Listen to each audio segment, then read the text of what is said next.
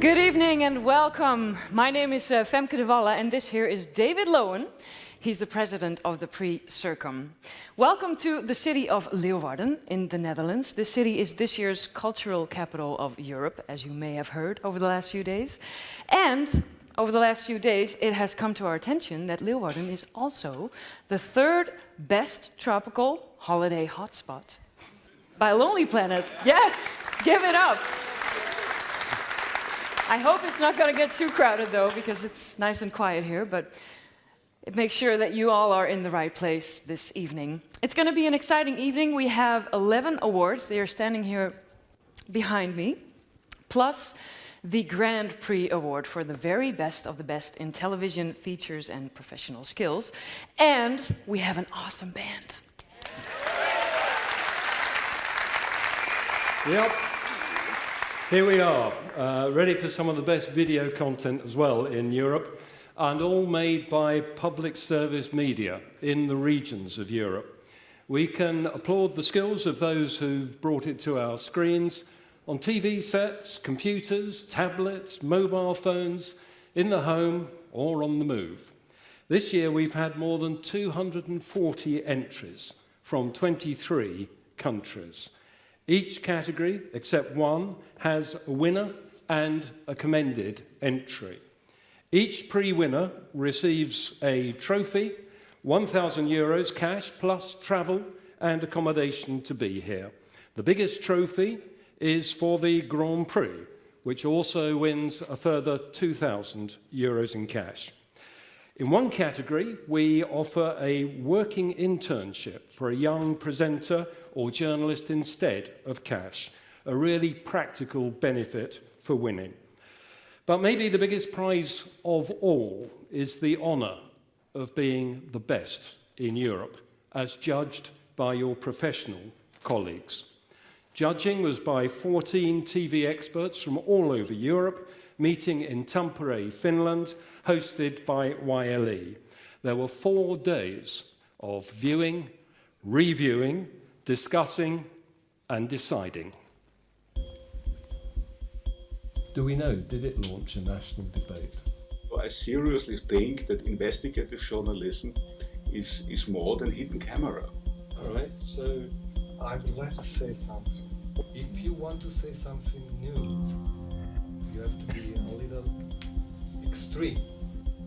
When you see something, you get it in your mind, and then suddenly when you start talking with your friends and the other judges, and they've got other views, and you say, okay, yeah, it might be allowed that way. And that's always fascinating, that you can change your mind. That's not bad.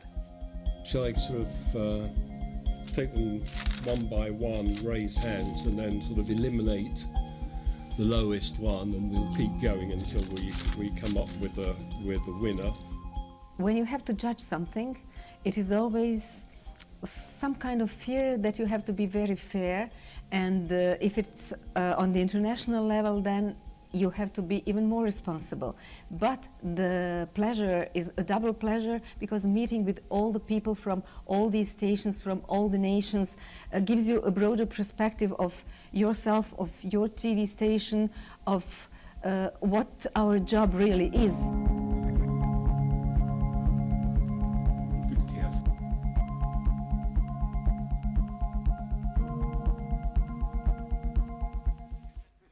A busy... Applause. Yes, a very busy time in Tampere indeed. Which brings us to our first category, the Citizenship co-production. This one is sponsored by the European Parliament. And to present the trophy, please welcome the head of the audiovisual unit of the European Parliament, Fernando Carbajo.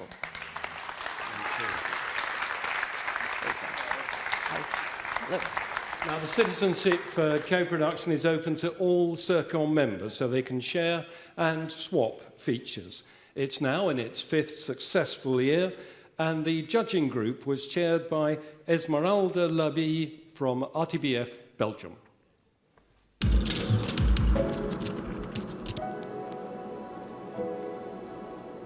With the support of the European Parliament, we are now ongoing with the 5th Citizenship project. Should I tell you how happy we are to have received so many stories, so many reports, interesting stories that relate very well the European topics. It was a pleasure, a real pleasure to watch these stories from 12 different countries.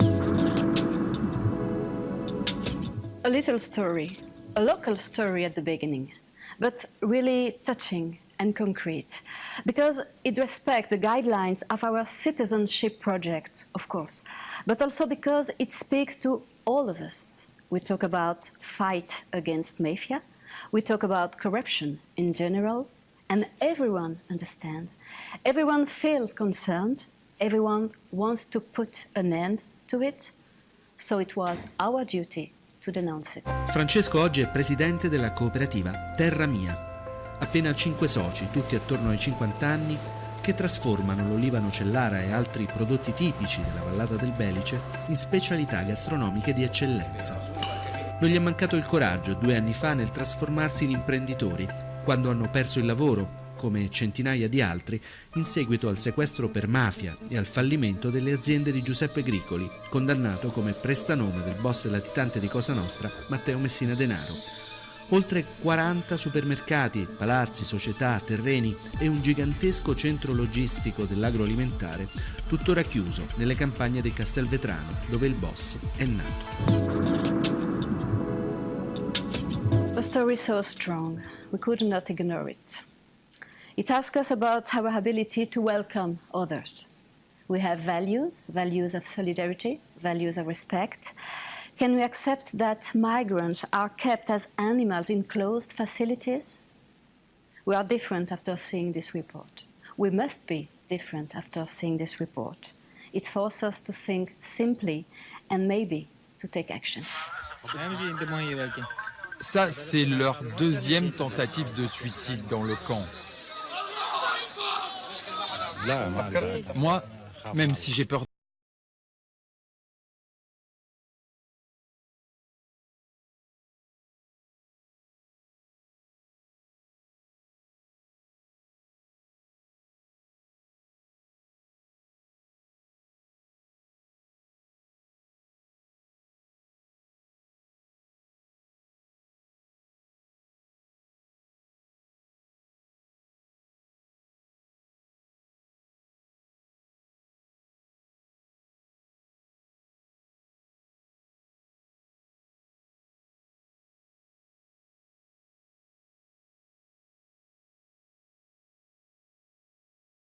Le camp est sous haute surveillance de l'armée et de la police grecque.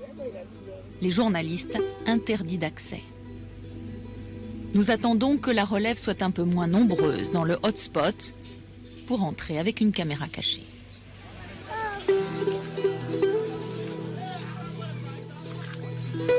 C'est une décharge à ciel ouvert que nous découvrons, où des familles tentent de survivre à l'approche de l'hiver, hantées par les cauchemars des guerres qu'elles ont laissées derrière elles.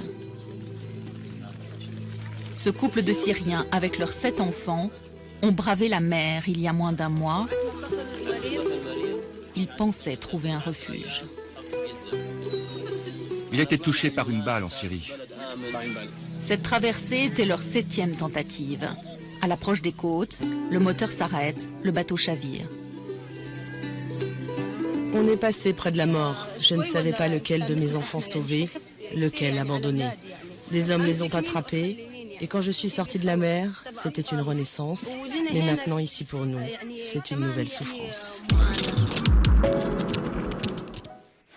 Yes, please welcome the winners of the Citizenship co-production, The Greek Trap.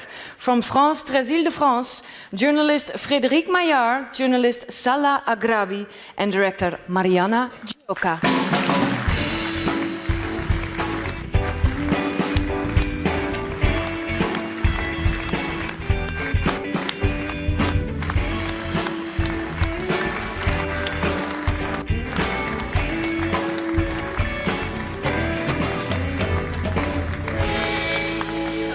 Hi.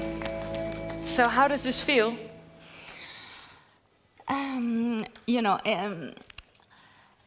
Still 7,000 women, men and children are stuck in this camp.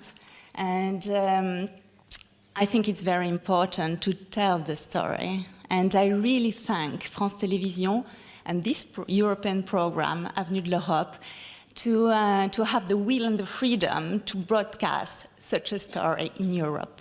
And it's a good thing. Give them a round of applause. Thank you.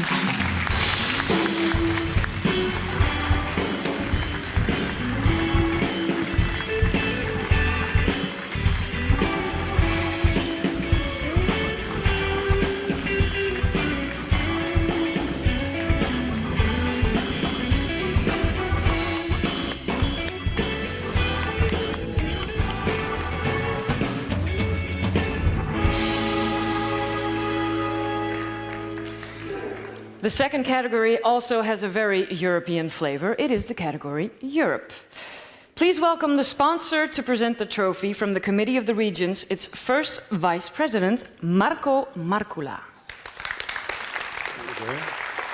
And Marco is from Finland, where we were welcomed so well for our judging.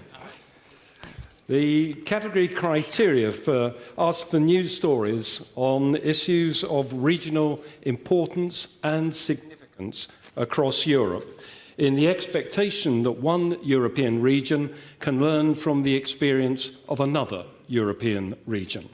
The chair of the judges in this category was Zuzana Antala from MTVA Szeged in Hungary.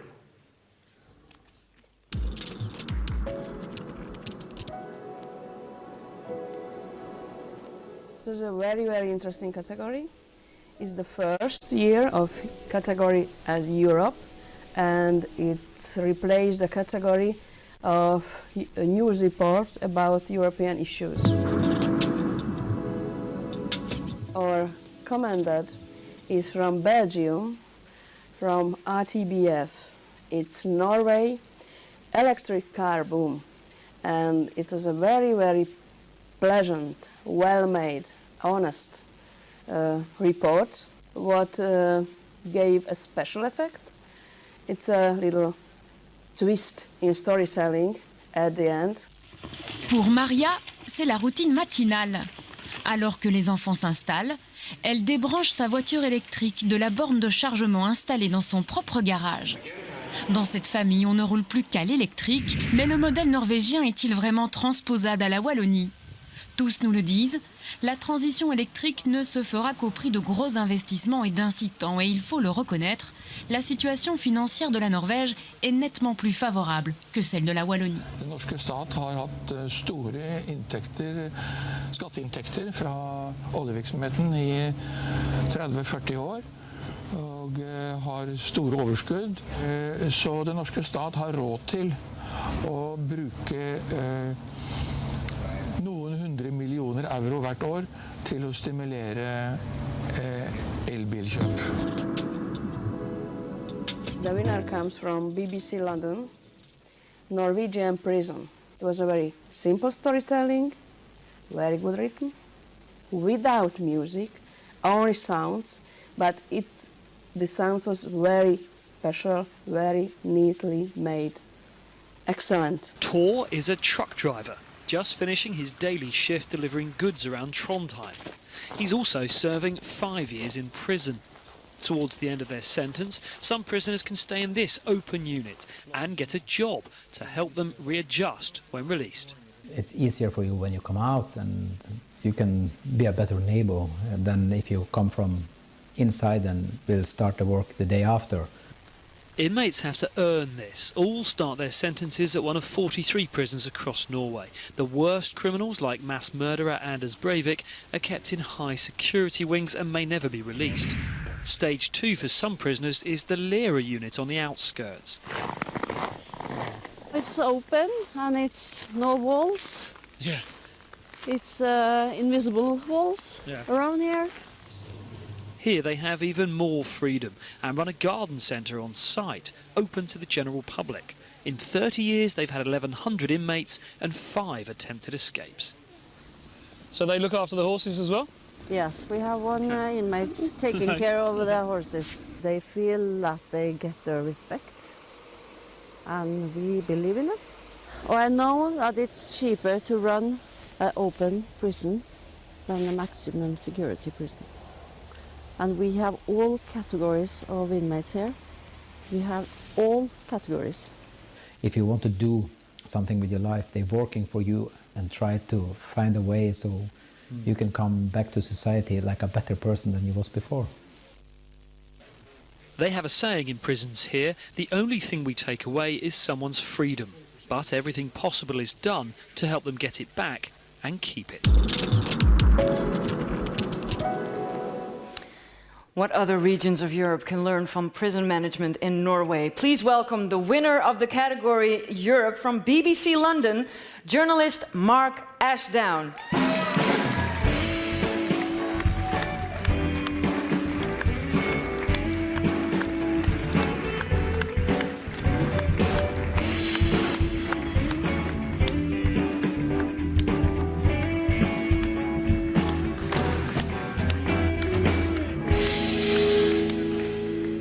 Congratulations. Thank you very much. How happy are you with this award? It's a big honour. Well, it's heavier than it looks. Everyone take note. Now, this piece was... we've clearly got a big problem in London with prisons. They're overcrowded. We have staffing issues. So we really wanted to kind of look really at solutions rather than just problems. And I mean, really, though, it's only as good as the people who talk to you. And as you saw there were some prisoners that were very honest, very open, and it kind of made the piece, really. Well, thank you for your contribution. Thank you. Thank you very much. Thank you both. Mark Ashdown.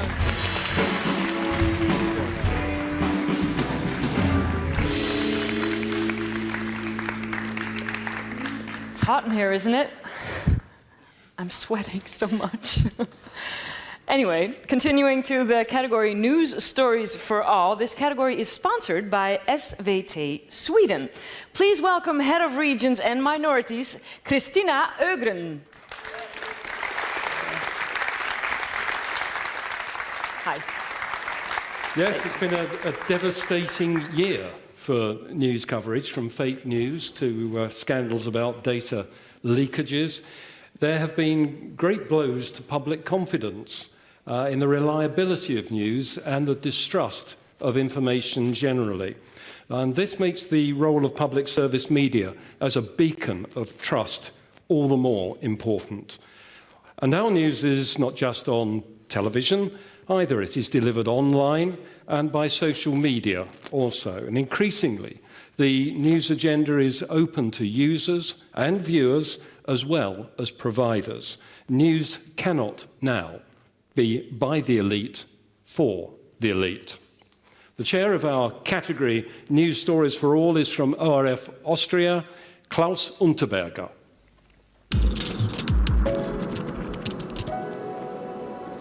The challenge was to find stories that would have been news for all, which means to address wide audiences, maybe also to connect them, and keeping in mind that there should be a multimedia perspective and even the perspective of audience engagement to answer the question how to involve audiences in the media production.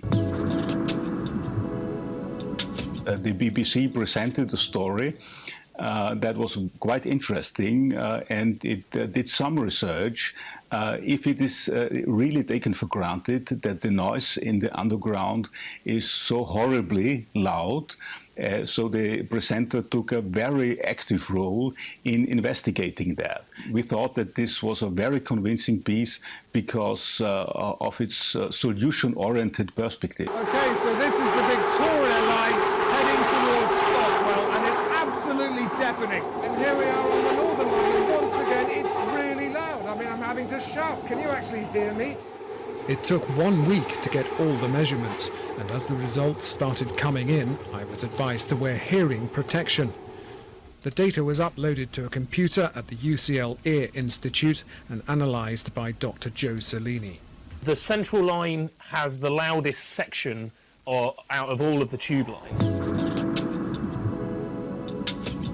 The winner in this category is actually Denmark, and they presented a showcase of what public service media actually can achieve in the digital age. So we thought that could be a best practice also for the future of public service media, what we could do to deliver distinctive quality in order to combine TV, online, and including audiences as well. Et eksperiment vil vise, om videnskaben, medierne og borgerne kan arbejde sammen mod et fælles mål. Og det er første gang i Europa, at borgere får lov til at bestemme, hvad der skal forskes i. Metoden, hvor borgerne er inddraget i forskning, hedder Citizen Science. Direkte oversat betyder Citizen Science jo egentlig borgerforskning. Og det indikerer jo, at det er vigtigt, at det er borgere, som deltager i forskningen. Hele det her Citizen Science-projekt bygger jo på en eller anden urdemokratisk idé om, kan vi få folk, almindelige mennesker, ligesom dig og mig, til at forstå, hvad der skal forskes i, og hvordan vi bliver sundere, og hvordan vi forhindrer dødsfald og sygdomme og ulykker. Det er jo eksperter, der normalt sidder med det, men der er jo noget smukt demokratisk i, at vi forstår, hvor vanskeligt det er. Et samarbejde mellem TV2 Fyn, Syddansk Universitet og Odense Universitetshospital var nu en realitet. Sammen fandt de på navnet Et Sundere Fyn, og planlægningen gik i gang. I Et Sundere Fyn, der er det borgeren, der er med til at bedømme, hvilke forskningsprojekter, der skal i gang sættes. Journalister fra TV2 Fyn arbejdede nu på at formidle de 5 forskningsprojekter til fynboerne. 5 forskellige forskningsprojekter har muligheden for at vinde 1 million kroner fra OUH's forskningsråd, og det er jer seere, der bestemmer. Hver dag efter den 19. april blev fynboerne præsenteret for et nyt forskningsprojekt på TV2 Fyn.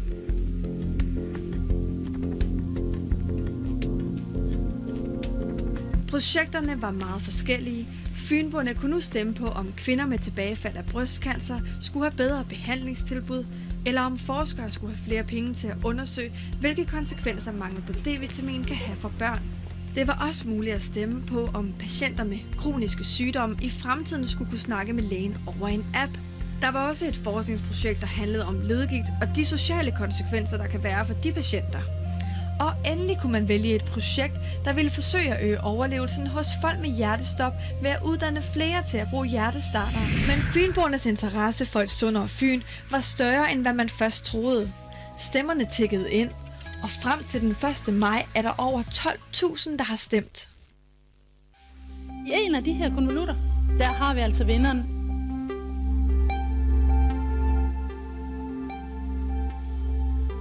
Vil du ikke sige, hvem der har vundet? Jo, det vil jeg meget gerne. Det har projektet Hjertestarter og brug af førstehjælper med hjertestop uden på hospitalet. Det viser jo også, at seere, brugere, lyttere, læsere, os alle sammen, der forbruger medier, vi er kloge. Fynboerne er kloge. Vi vil gerne vide noget om også komplicerede ting og sætte os ind i sagerne og være en del af det. A healthier Funen. Please welcome the winner of News Stories for All from TV2 Fyn, producer Ole Frank Rasmussen and director Sinje Kjar Lindbø.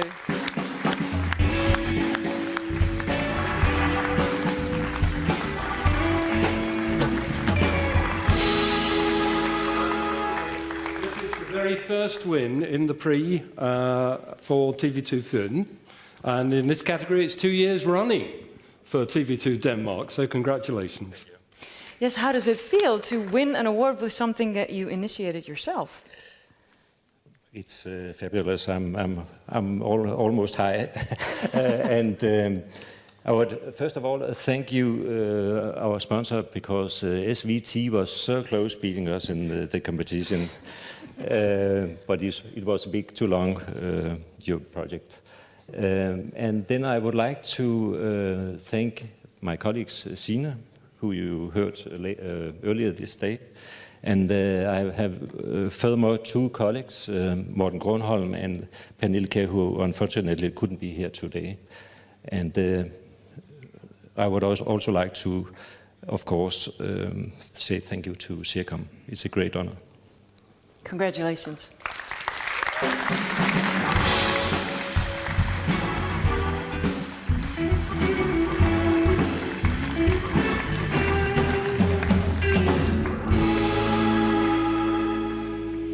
now for the next category, the category documentary. It's the most sought after awards.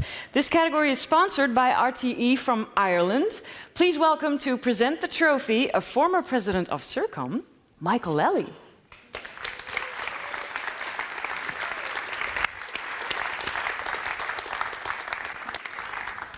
Right, well, it's really tough always to win this one. Winning demands a strong storyline, an interesting point of view, high technical skills and great televisual imagination. The jury always has a difficult job. The chair of this category from the BBC, its head of English regions, David Holdsworth.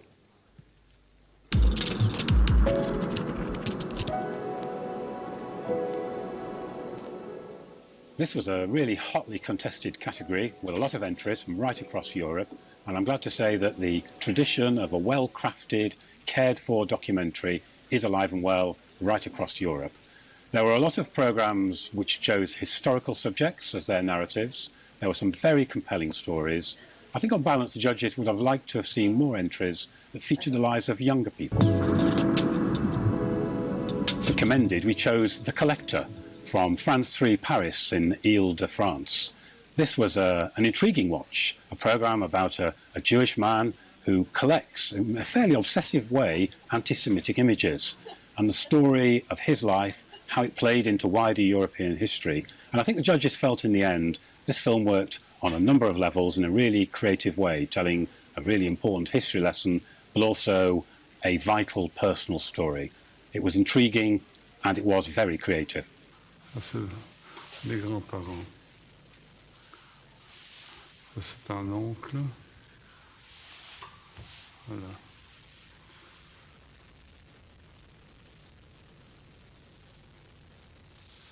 Voilà mes parents, mon père, ma mère.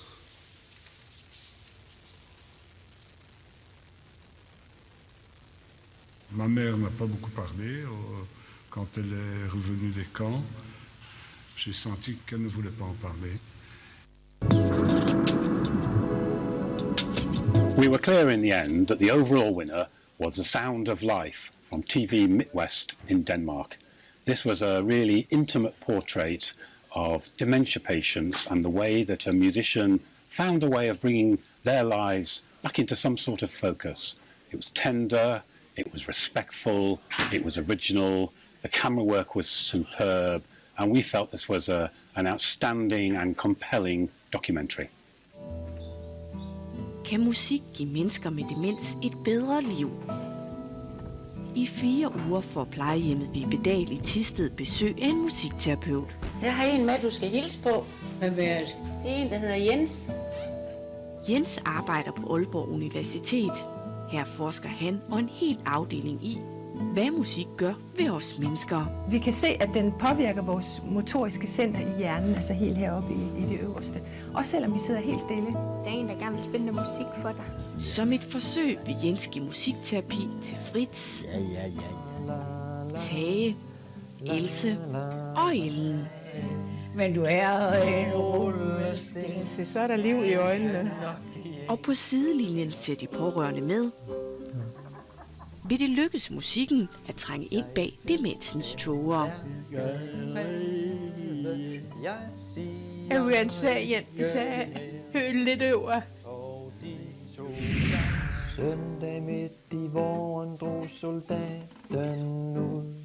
Han rejste med sorg fra sin unge brud. Han måtte afsted på deres bryllupsdag for at tjene sin konge, sit land og sit flag. Åh, Marie, arve hjem til dig. Åh, Marie, arve hjem til dig.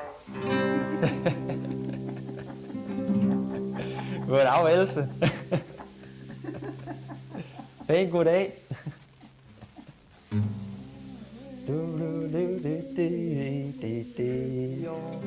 Som Mærkoet nu forstår jeg, at håbet er grønt, og at livet er så skønt, hvis man elsker hinanden og dag efter dag. Det var rigtig fantastisk at se, at hun vågner op på den måde der. Altså hun reagerer, det er jeg ingen tvivl om. Så hvis der kom sådan noget, det ville jo netop være noget af det, hun kunne være med til. Hun er helt tydeligt glad for det.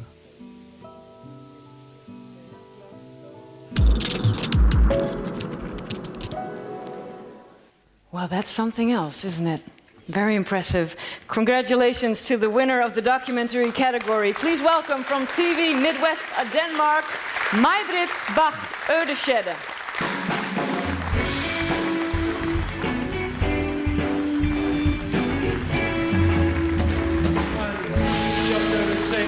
Ago, Maj-Britt was a CIRCOM trainee as a video journalist for several years. She's been one of our VJ trainers.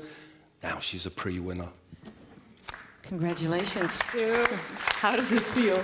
Well, now he said that I've been a part of CIRCOM, and in 2006 I was at my first course for young journalists, and I went to this gala, and I said to myself, not out loud, but I said to myself, I want to win that one day, and now I did, and I'm so proud because regional television means a lot to me, and I think we have an important role today, especially today where everyone is so divided. It's really important that we do our jobs and be constructive and show some good stories as well, and I think this is a good story. A very good one. You've earned it. Thank you.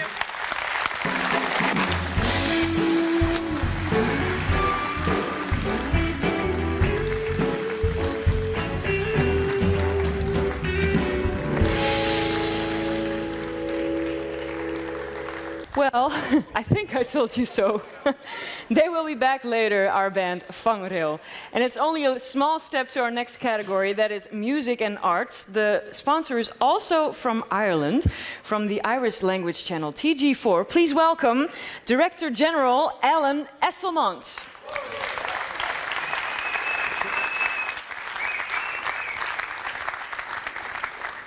Well, this category was extended this year from music to music and arts. This allows a greater opportunity for programmes to reflect the culture of a region or small nation. The chair of the category is from the sponsor broadcaster, Caroline Niduhan.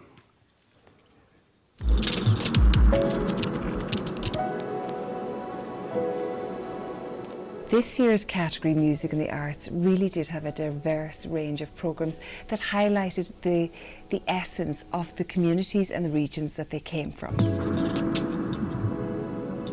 This year the commended goes to Romania and TVR Bucharest, and the name of the programme comes from #Creative. It's the violinist and composer Vlad Mistorovic. This was a really fresh programme.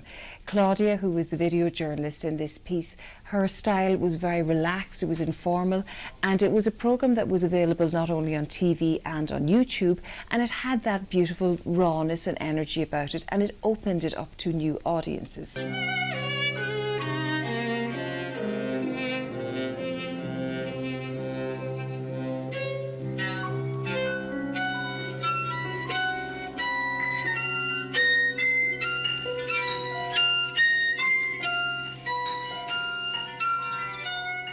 Să ne înțelegem, Vlad are mâine concert. Și nu mai vrea să-mi dea interviuri, că e stresat. Nu e stresat, e foarte harnic astăzi. Ne vedem la Brașov. He doesn't want to talk to us. Why not?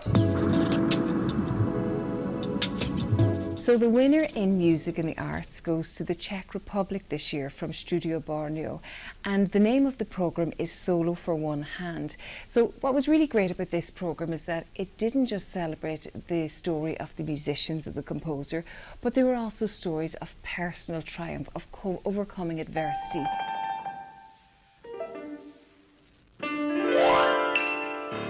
Lidská ruka je hromosvod nálad. Umí tvořit i ničit. Umí hladit i fackovat. Ruka může nahradit zrak. Umí tančit a hrát.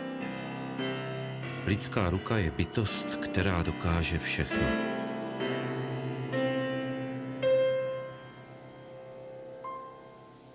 Když klavírní virtuos přijde o ruku, je to tragédie.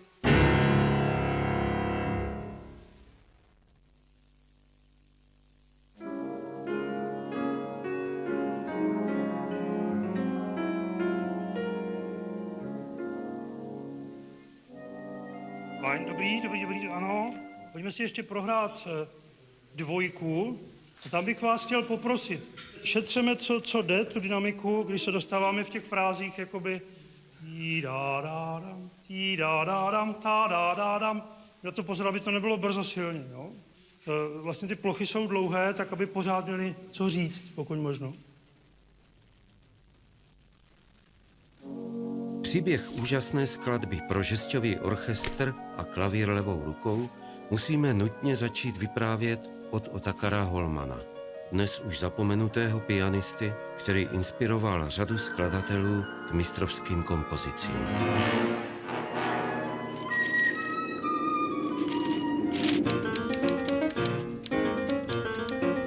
Narodil jsem se v roce 1894 ve Vídni. Matka překypovala temperamentem a měla ráda společnost. Často si prospěvovala a někdy hrála na citeru.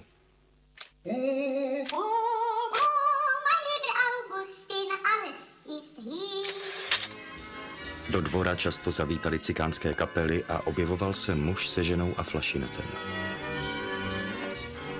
Záhadou mi však zůstávalo, proč vždy jen ten muž u flašinetu měl zpravidla jednu nohu a místo druhé připevněný nějaký dřevěný klacek. Nikdo mi neřekl, že šlo o válečného invalidu. A také jsem netušil, že onu písničku budu jednou sám hrát jednou rukou.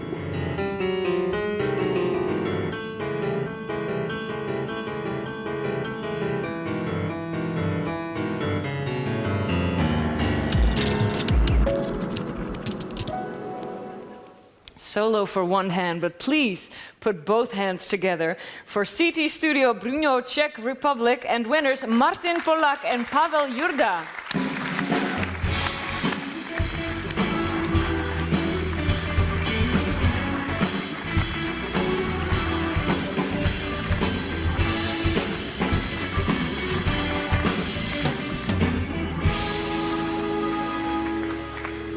Well, congratulations. Thank you very much. It's a big honor to be here, and I would like to thank you that you got the opportunity to us. And I think the main congratulation is for Pavel, because he developed the whole topic. And the topic is not only about the music; it's about the challenging of the handicapped people, which they can follow their rules, the music, and it's a strong personal story, I think so. Yes, it was very beautiful. Thank you very much.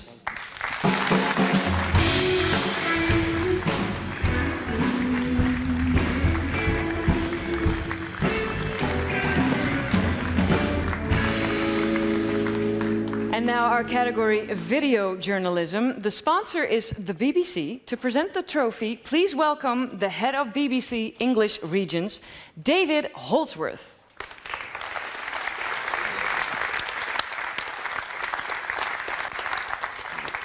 Well, video journalism was once a newcomer in the range of television tasks, and not always welcome either.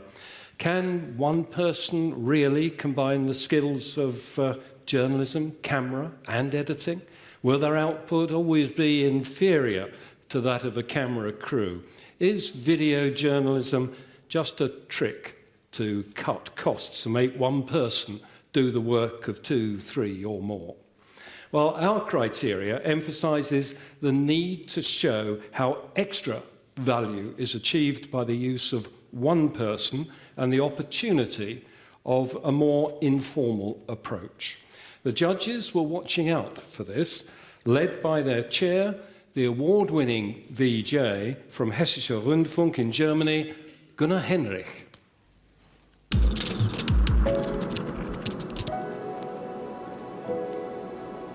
The VJ category is a skills category where everything has to be matching, from the storytelling, from the camera work, from the editing. The commended is Ben Moore from the BBC, as he had some very outstanding technical skills. The pieces that we've seen of him are they have a very, very modern and fresh look, so they're looking amazing. He used a lot of very graphic parts. His editing was fantastic. He used a very lot of sounds and underlaid his films with the sounds, what's very important also for the VJ work. This man was so addicted to computer games, he took drugs to keep him awake so he could feed his habit. I used amphetamine to stay awake. Every spare second I'd play video games from Friday night to Sunday night. I wouldn't sleep. I'd sit in front of the computer, just obsessing, with one hand on the keyboard and one hand on the mouse.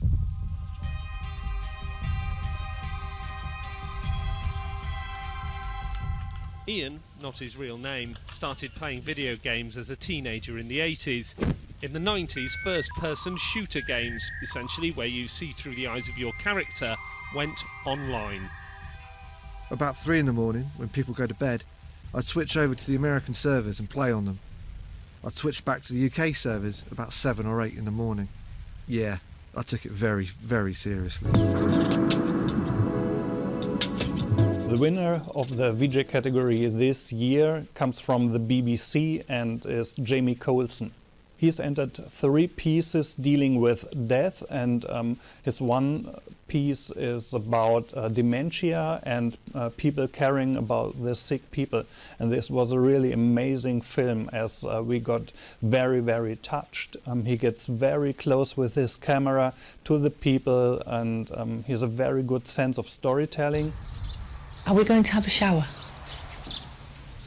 No. Why not? I've had one. When did you have one? This morning. No, you haven't had one for weeks. Come and have a shower now. Showering is a huge problem. It's now mid-March and he's had 2 showers since the 2nd of January. But it seems that it's quite common that they develop an aversion to water. That's a good scrub you're giving them. Where's the car? Just go up the path and it's on the road. Can you see it behind the hedge? It's white, is that? Yeah, what colour's our car? Black. No, it's white now. I feel like I'm the mother of a 6 foot tall, 14 stone, 4-year-old. Has he cleaned his teeth? Has he taken his tablets? What's he had to eat today? Might he need to go to the loo before we leave this building or go to the next? So it is really like being a mum of a small child. Good morning. Good morning. We're very well, thank you. Morning, John. Hiya, Pete. How are you doing, lovely, today? You all right? Very well. You put your sugar in? I don't think you have, because you've not spilt anything in the saucer. I never ever understood really what hopeless meant. Until this happened, and there's absolutely total lack of hope.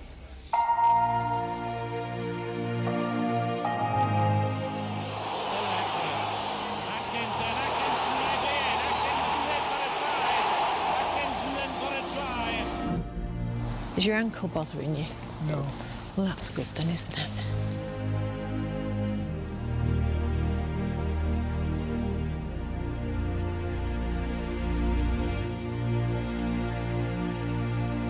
John Atkinson, number 5, Police Constable Atkinson. Nothing's going to get better till the person dies, but you don't want the person to die. You just want them to get well, and it's not going to happen. Have you got any pyjamas? I've got you some clean pyjamas out. Have we got any trousers? I don't want John to go into a home because he can do exactly what he wants here. He's got a happy life. I don't think carers have happy lives.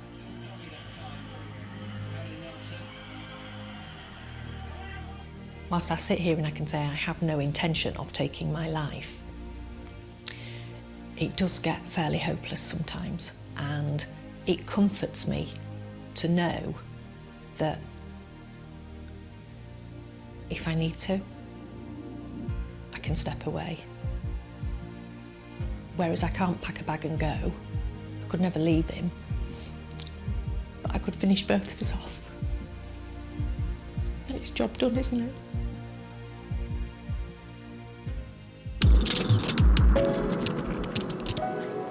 Yes, the sad, sad story of a former sports hero, John Atkinson. Please welcome the winning video journalist from BBC Yorkshire and Humberside, Jamie Colson.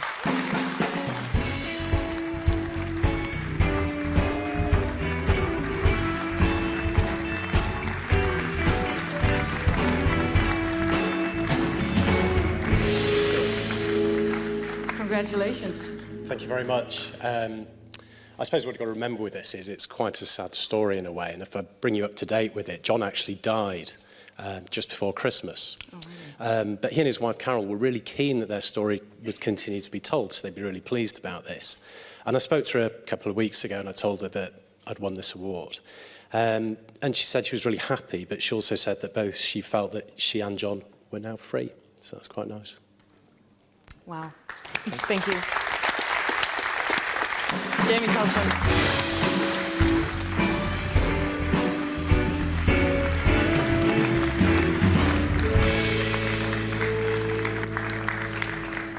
Minorities, minority groups, and of course refugees have dominated news last year again. It's not surprising that after documentary, this was the busiest category. Please welcome the category sponsor, France Televisions, represented by a former president of CIRCOM, Jean-Marc Dubois.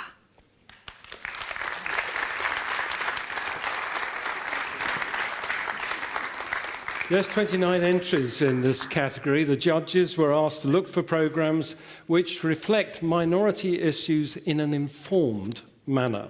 The programs may be contentious, but they should also enable viewers and users to understand such issues better, in the hope that problems may be solved or differences narrowed. The category chair was our sponsor himself, Jean-Marc Dubois.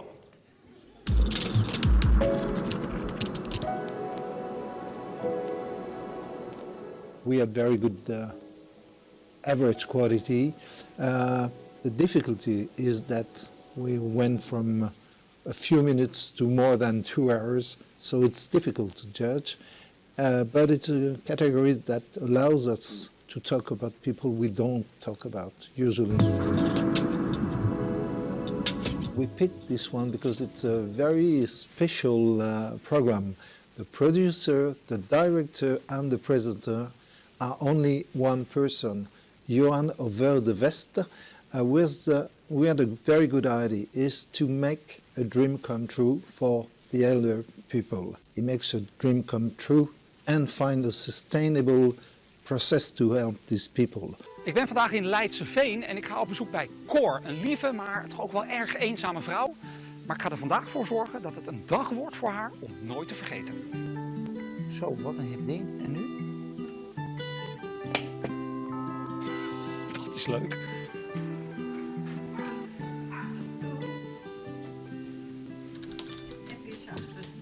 Welkom! Ik heb alles geregeld. En wij gaan vanavond samen naar de Lion King. Nee, toch?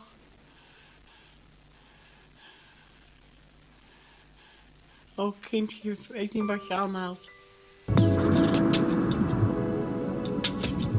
The winner is a boy like Liam. It's a very good journalistic story, journalistic inquiry.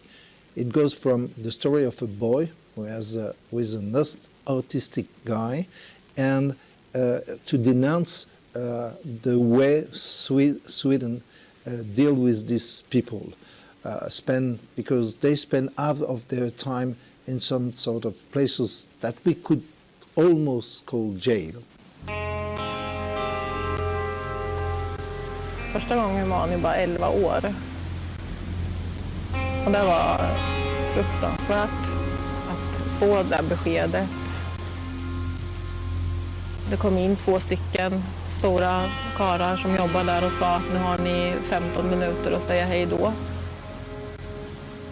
Och sen fick jag vara på en rastgård som var med höga staket och taggtråd. Jag tycker det är djupt förfärligt. Alltså, vi har ett system där man kan straffas för att födas med vissa svårigheter, som det ser ut idag. Barn med särskilda behov, det vi vet om dem, det är att de är mer känsliga för miljön än andra är. Alltså det är liksom den forskning som finns.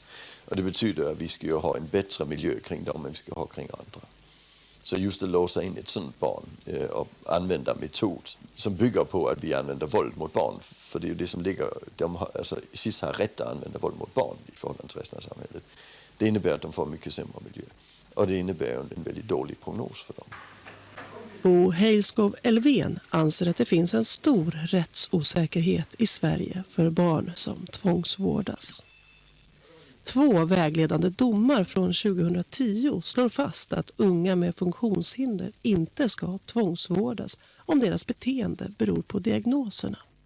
Men trots att det har gått 7 år nu så har den nya rättspraxisen inte fått något genomslag, menar han. Varje kväll åker Jenny ut med Liam i bilen. Det är för att han ska kunna varva ner och till sist somna. 1,5-2 timmar. Jag åker bara runt med radion på tills han somnar. På kvällen blir det annars att han kommer in i ett forcerat tillstånd. Han känner sig inlåst, får panik av att vara inne. Och då blir det väldigt mycket som jag då får ta både psykiskt och fysiskt om vi inte gör så. Vi har inte någon som hjälper oss. Vi har en kontakt på BUP, men mycket mer är det inte. Så nu väntar vi. Man väntar på något som man inte vet ens kommer.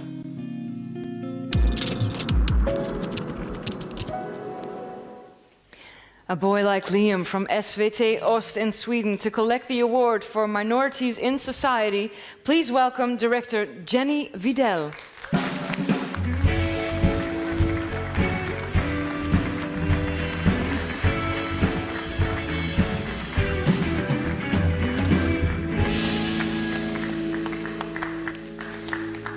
Congratulations.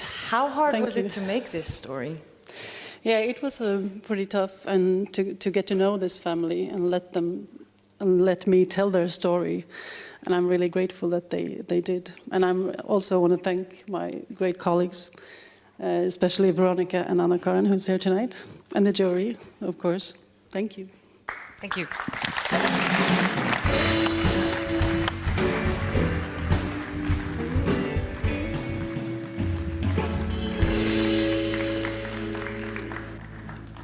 And now for one of our more demanding categories, investigative journalism. Please welcome the sponsor from the Council of Europe, Alan Drake.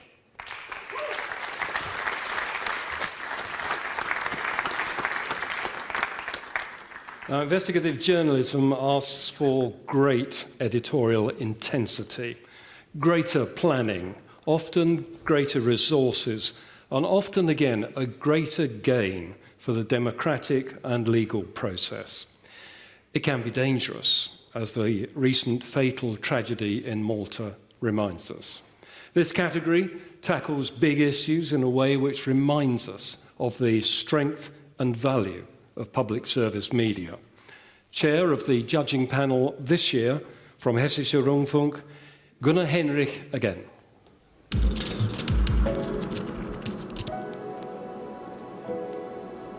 The investigative journalists work with all techniques that are available and also new techniques. So hidden cameras are standard for investigative journalists, but you can see a lot of them working with the social media, for example. The Commanded this year we choose the big text break from RTV in Montenegro. The journalists are opening the leg of the Montenegrin text system, so they rebel against their whole political system. What we found is very, very encouraging. Prema našem istraživanju do ove situacije je došlo zato što Poreska uprava nije prinudno naplaćivala dugove, iako je prema zakonu o poreskoj administraciji imala obavezu da to radi. Ali i zbog toga što je vlada usvajala podzakonske akte, to jest uredbe, kojima je praktično blokirala Poresku upravu da sprovodi taj zakon. Od preko £500 milijarde eura, koliko iznosi poreski dug, država Crna Gora neće moći da naplati čak ni polovinu, i to zahvaljujući odlukama i zakonima koje su donosili predstavnici vlasti, dok su građani dužni da plaćaju sve račune i sve poreze. Povlašćenim pojedincima institucije praktično opraštaju dugove. The winner this year of the investigative journalism is The Land of Milk and Honey from Norway, which we considered a very, very good investigative journalism film, as the film tells the story about beggars from Romania living in Norway. The journalists found out how the systems work together. They combined the people all together. They combined how the people are connected on Facebook, who the people are, even if they could not show them. But that was a very, very fantastic investigative work.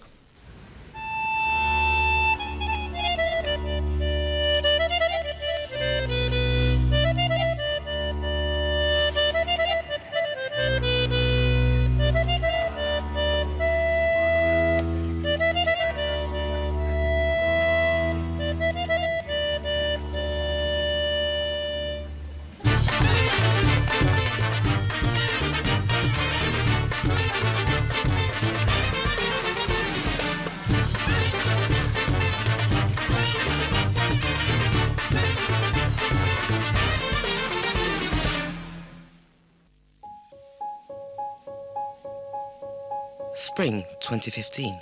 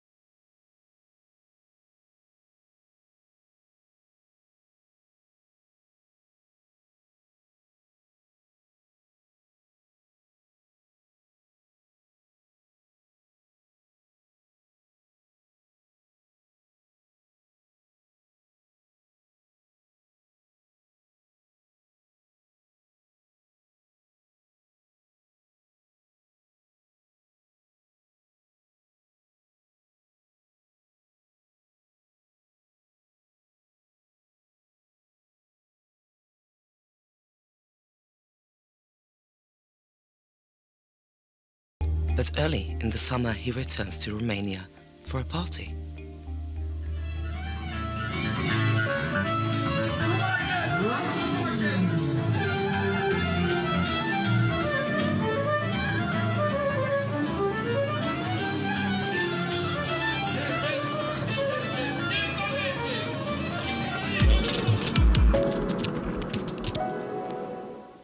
Yes, the winner of the category Investigative Journalism is Land of Milk and Honey from NRK Hordaland in Norway, and we were very happy that they could make it over here.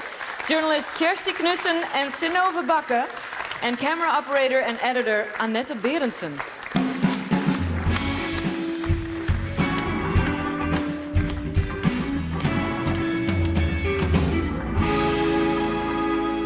We are so happy that you are here. Yes, we were on strike until yesterday. Well, we are glad that you are here. Congratulations. Yes. Thank you. This is an unpleasant story. It's unpleasant to watch, and it was unpleasant to work with. But investigative journalism is often unpleasant. We started with some men and slowly investigated this story into a criminal group controlling all street prostitution in Bergen, basically most of the drugs, petty crimes, and they are linked all over Europe. It was an unpleasant story to make. It's unpleasant to tell a story like that, but we have to tell it for the girls on the street. Yes. Did you know how they responded to the documentary? They were quite angry, but left Bergen because it became a huge fuss in Norway. So the group left Bergen and street prostitution disappeared. Okay, that's a good thing. Yeah. Thank you.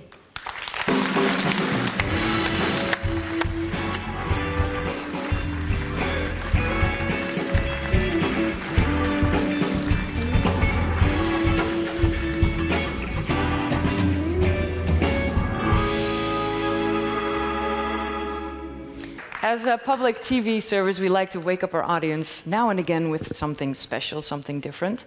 And that's exactly what the judges are looking for in the next category, Most Original and Innovative. The category is sponsored by one of the most creative public service media providers, TVP Poland.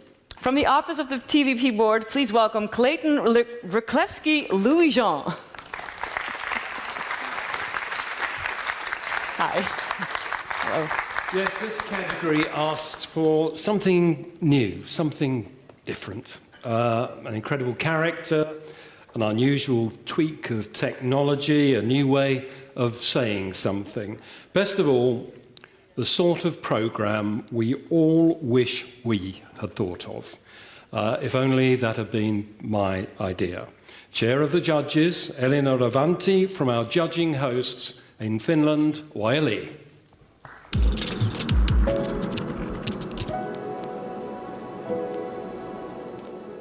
I think it was very, very positive to notice that this year many regional stations around Europe really want to reach new audiences, and they have thought about how to make content on new platforms and how to reinvent themselves, because that is so essential when we want to see the public media survive in the competition of people's time and their attention also in the future.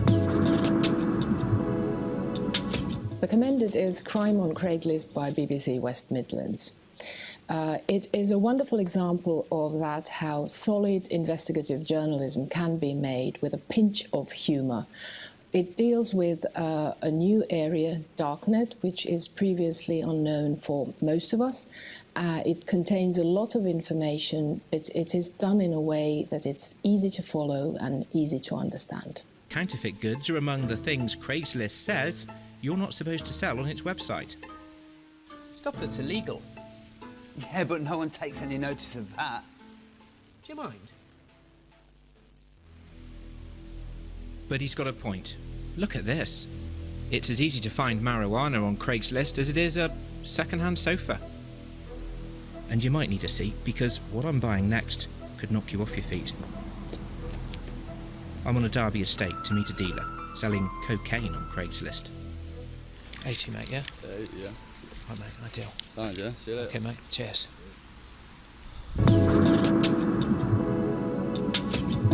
The winner is Stortvildet by NRK Nordland. You could easily think that there's nothing crazy or wild about parliamentary elections, but Stortvildet proves you wrong.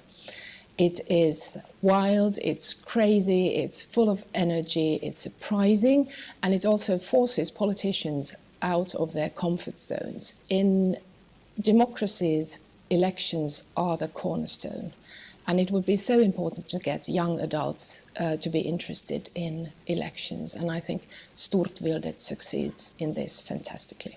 Visste du at vi stemmer ikke på hvilken statsminister vi får? Du stemmer på stortingskandidater fra ditt fylke. Følg med. Altså, hvis du stemmer på SV, så stemmer du på stortingskandidater fra SV i ditt fylke. For å få dem inn på Stortinget. Er du lei? Dette er litt viktig. Og når du stemmer på et parti, så hjelper du også at de får prosenten sin opp, sånn at de ikke havner under sperregrensa, sånn at de kan lande her.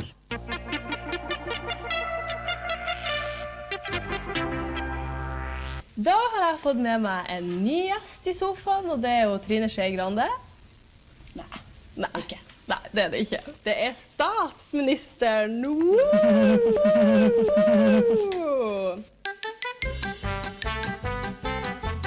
Ok, du skal først få et scenario. Regjeringen sliten, de har møtt mye motgang i det siste, og de demotivert. Du har 30 sekunder på å holde en pep-talk til dem. Vær så god. Takk for fantastisk innsats, men vi ikke ferdige ennå. Og nå får vi 4 nye år, så det bare å brette opp ermene, stå på, og husk på du kan sove når du blir pensjonist. Det var faktisk langt under 30 sekunder. For å være statsminister så må du kunne grunnskolepensum, så vi skal til kunst og håndverk. Ja. Og i dag skal du tegne en medelev her, og medeleven din, det er Jonas. Ok, altså jeg kan jo ikke tegne. Sånn så den ut. Ta-da! Hvor mange innblåst har du? 2.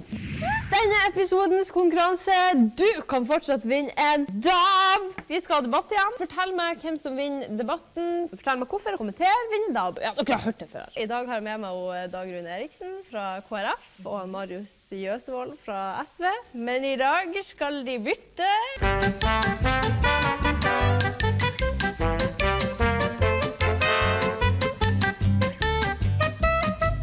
Og gjør seremonien. Du må ta av deg genseren. En skulle jo tro at når de kjemper seg for K-en, at det også kunne handle om å kjempe litt for kvinner. Ja, altså KrF lener seg jo veldig mye på den lutherske tro, og vi må jo huske på det at Martin Luther sa jo det, at kvinner har fått en brev bak for at hun skal sitte på det. KrF leser jo Luther som fanden leser Bibelen. Det er jo helt typisk. Det er SV. Jeg klarer ikke. Hadde en i mitt parti sagt det, er det kaldkvelden. Well, it looks like she won the judges' vote to collect the award for most original and innovative. Our second Norway winner tonight from NRK Nordland, Vilde Bradland Erikstad.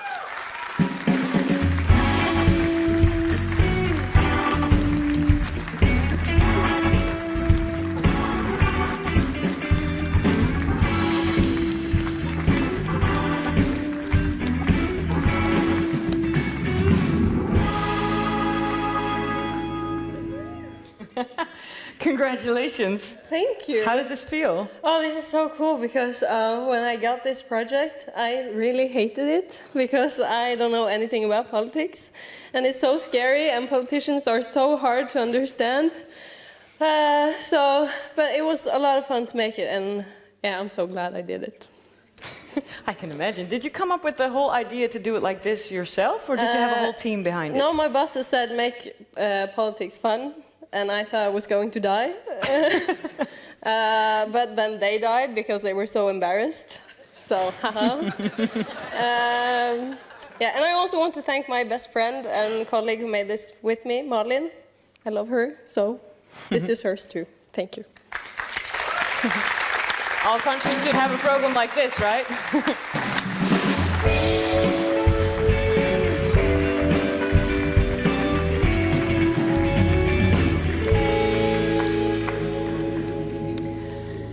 After that, who says public service media lack ideas and young personalities to attract a younger audience? Go for it, and that's what she's doing. Which takes us to the most appreciative category, Young On-Screen Talent. Well, last year, the category was won by rising star Thomas Mignon from RTBF Belgium. His award was not cash, it was the chance to go to another regional station and find out how others do it. Well, Thomas went to SVT in Stockholm for a week last September. He wanted to learn more about how to package news for online use. At SVT, he teamed up with Johannes Kardell, a video specialist for websites. And here's Thomas' report on his visit.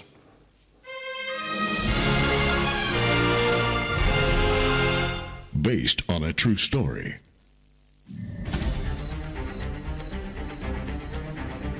Step inside the world, beyond their wildest dreams. They shared an extraordinary adventure, a test of courage.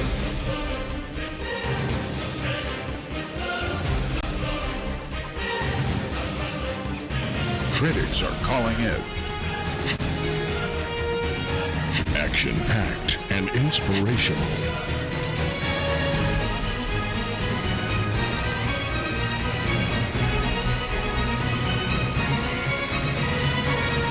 This summer, you will believe in miracles. Coming soon. Hi everybody. Of course it was not an honest trailer. It was much more than coffee and cakes. I learned a lot about online videos thanks to CIRCOM. Thank you very much to SVT and in particular Johannes. Thank you for that. That was really an interesting experience. And already congratulations to this year's winner. Good luck.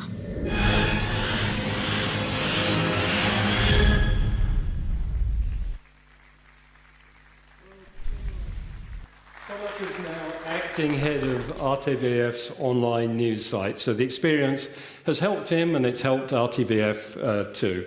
But clearly for Thomas, Hollywood awaits.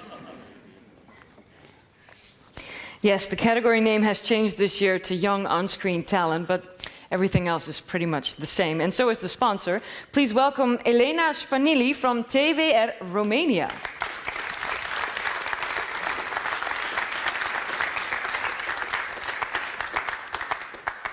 Well, in this category, we're looking for the face of tomorrow. An on-screen presence, character and style, which, with added experience, will personify public service media. Maybe with more bright young faces on our regional screens, there'll be more bright young viewers watching us, and maybe bright young professionals wanting to work with us. Now, the chair of this category is Dutch from TV Oost, Bas Treffes.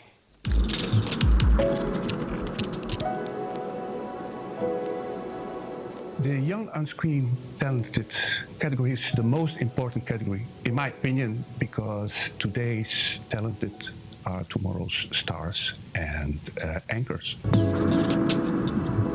The winner is somebody who grew in 3 years from a trainee to a very multi-talented person who masters several skills in on-screen television. She can host a show, in journalistic show, elections. She can make a tour with the viewer through anywhere. She can crawl into the skin of a rescue worker. And above all, she remains herself. You believe her. And that's very important for talent. 6, 5, 4, 3, 2, 1.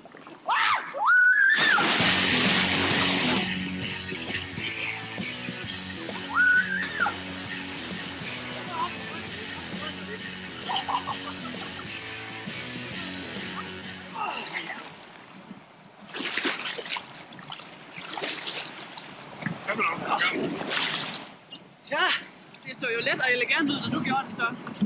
Elegant vil jeg så ikke sige. Præcis. Så, hvad er det der med, at man kan hjælpe sig selv, før man hjælper andre? Det er rigtigt. Jeg tror, det er noget med at udnytte bølgerne lidt. Ja.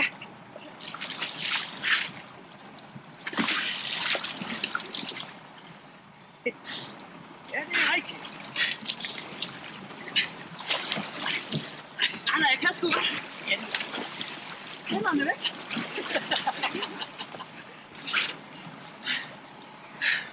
Sådan. Det der, det må være bestået. På de skærme her, der ruller der simpelthen allerede nu reportager ind til vores hjemmeside fra de forskellige valgsteder. Jeg kan se Charlotte, hun står klar heroppe i Skive Kommune, og herover der har vi Henrik over i Vesthimmerland Kommune, som også er klar til at sende lidt fjernsyn. Og det kommer ind i de digitale øer, kalder vi det, som vi har lavet hernede, hvor vi har 20 mennesker klar til at sidde og opdatere vores hjemmeside. Nu skal I lige se, hvad I kan få derinde, for det er faktisk ret smart. Men Lena, det er noget med, at det er jo ikke kun landsdækkende, det er også ens egen kommune. Det er fuldstændig ens egen kommune hele tiden. Vi er faktisk blandt dem i landet, der går allermest op i, hvordan vi opfører os ved spisebordet. Sådan lyder konklusionen i en ny undersøgelse om dansk madkultur, lavet af Miljø- og Fødevareministeriet. Den viser, at 4 ud af 5 vestjyder har normer for bordskik. For eksempel så er det vigtigt for os, at der bliver sagt værsgo og velbekomme ved bordet. Og det med bordet, det har også stor betydning. Det skal være veldækket, og så skal der være ro omkring måltidet. Vi går også op i, at man bliver siddende, indtil alle er færdige med at spise. Og så er mobiltelefoner, tablets og computer overhovedet ikke velkomne ved middagsbordet. TV Midwest in Denmark, please welcome Katrine Fuglsang.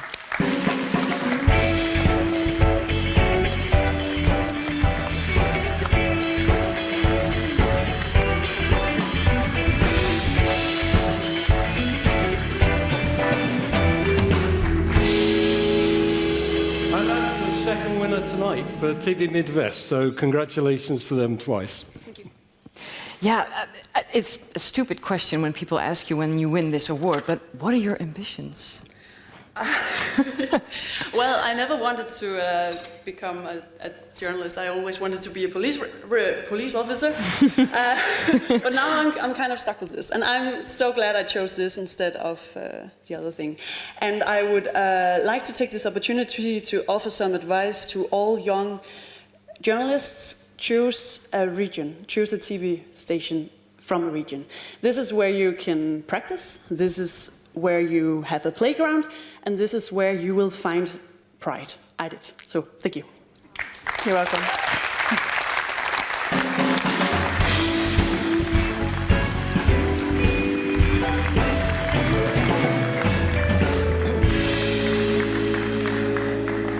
Well, I hope you agree that with all the awards, we've had both entertainment and drama tonight, which is a cue for our next award, entertainment and drama.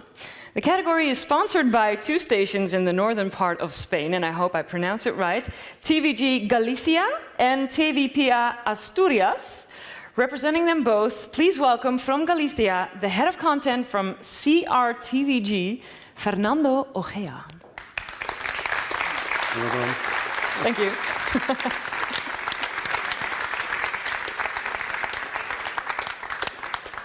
And Fernando, of course, is also the Secretary General of CIRCOM Regional. Well, last year this category was just entertainment, but drama is an important genre for many regional stations as a way in which regional culture can be expressed. So now it's entertainment and drama. And the chair of this expanded category is Daria Marjanovic from HRT Croatia.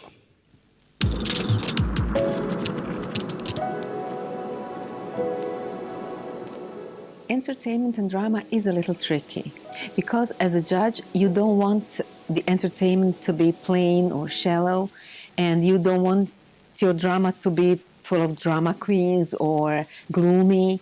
So we had a hard job.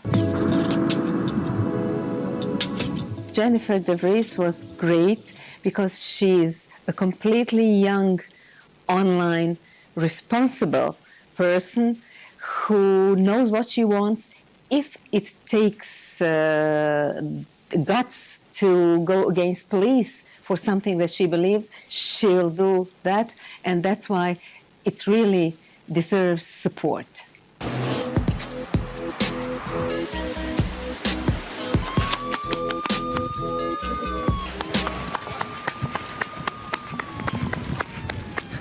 Want ik ben dus vannacht oppakt, omdat ik die pamfletten heb verspreid. Heb ik hier de hele nacht vers zitten in een Vierstelietse kutcel. Nou, hier trouwens heb ik vers zitten, echt verschrikkelijk. Maar ze hebben alles van mij oppakt en dat kreeg ik alle keer weer waarom. En ik mocht hier niemand bellen, niemand eruit bellen. En dat was Jordi. Jordi! Fuck, wacht wel even. Nou. Hé, hou dit ding weg, hè. For the winner, there has been a little bit of battle, but the battle was won by something that is so stunning. That is a psycho love triangle murder thriller on the deserted coast of an island, where the pictures are made in such a perfect, superb black and white way, and the characters of the story are so well acted. Our very good winner of the entertainment and drama category is TG4's Island, Gracie Hart. It's okay, Mama.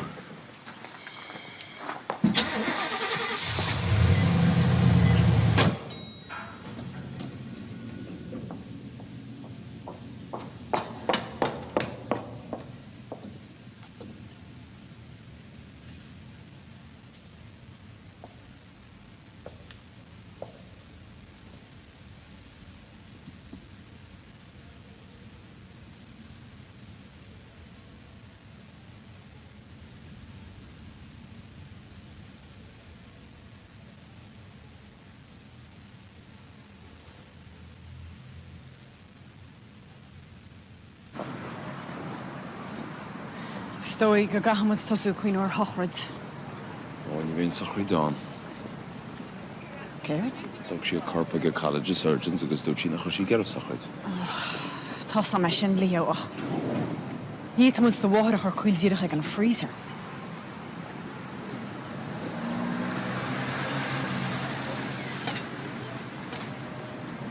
Oh, sorry, so Jesus. When you remember dear Shirio.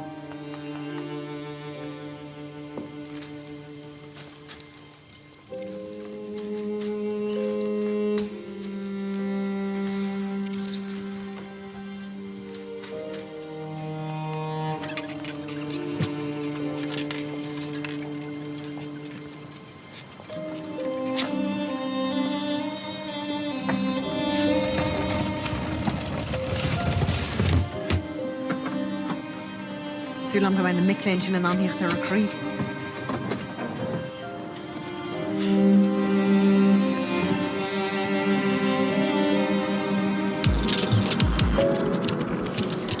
Yes, well, just a hint of Alfred Hitchcock and Gracie Hart. Please welcome the winner of the category Entertainment and Drama from TG4 Ireland, producer Martha O'Neill.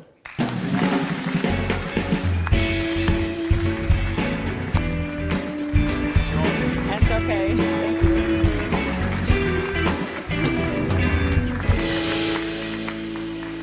Congratulations. Thank you very much. Thank you. How fun was it to make this? Listen, I feel like a thief in the night here after watching all the true and brave work that's gone on screen. But as everybody knows, a drama takes an army to make. So I'd like to thank T.G. Cahir, the Sound and Vision Fund, the writer, Antonia O'Flaherty, and Charlie McCarthy, the director. Thank you to all of them and to the cast. Congratulations. Thank you so much. Okay. Thank you.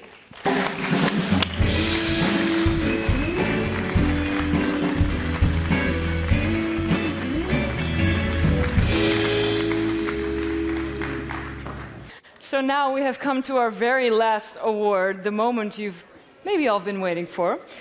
This is the program the judges say is the most outstanding of all the things we have seen tonight. Please welcome first the sponsor from ORF Austria, its managing director, Gerhard Draxler.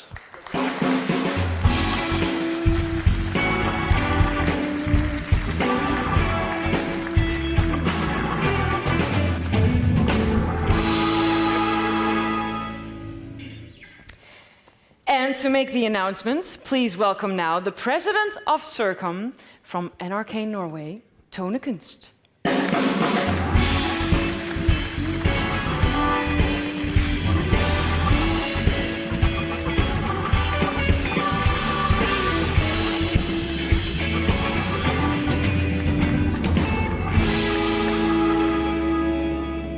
And you will see that Tone has with her an envelope, and inside that will be the name of the winning station for the Grand Prix, with a further €2,000 in cash, and of course the honour of being the best regional programme in Europe. So, will you open it? My heart is beating. Can you open it? I'll try. You want me to?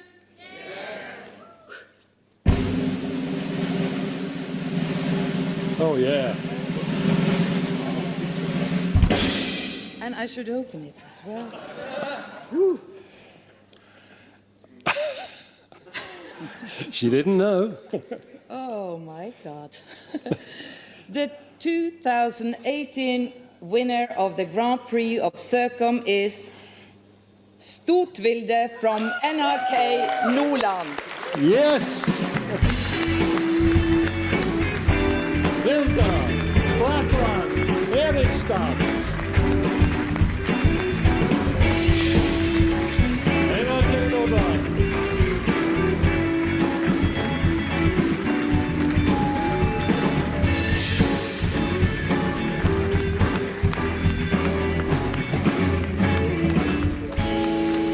Making politics understandable. The idea every judge wanted to steal and probably has.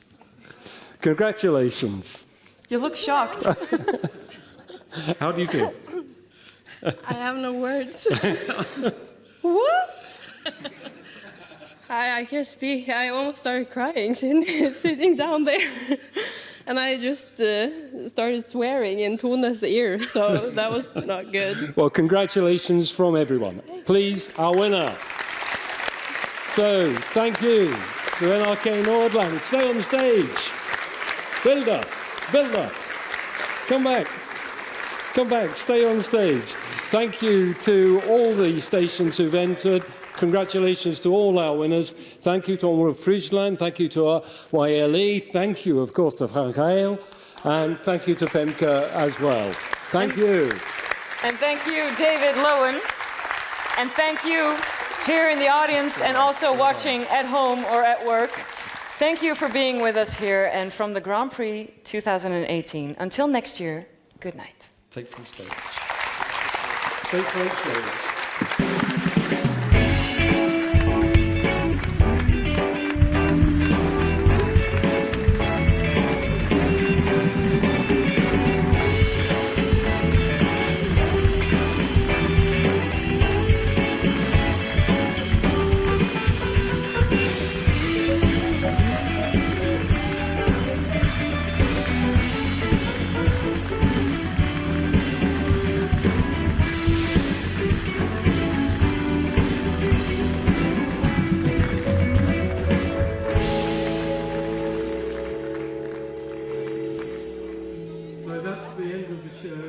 Sorry that we kept interrupting the music.